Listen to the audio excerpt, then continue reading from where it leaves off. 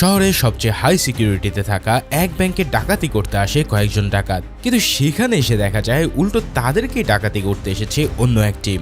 এরপর সে যেই লেভেলে 25,000 কোটি টাকা চুরি করে তা দেখলে তুমি শকড হয়ে পড়বে। কিন্তু প্রশ্ন হচ্ছে এই ডাকাতির উদ্দেশ্য কি, আর কেই বা এই মাচো ম্যান? এই সব প্রশ্নের উত্তর দিতে হাজির হলাম থুনিভু মুভির এক্সপ্লেনেশন নিয়ে। তো চলো আর প্যাচাল না বাড়িয়ে শুরু করা যাক আজকের মুভি এক্সপ্লেনেশন।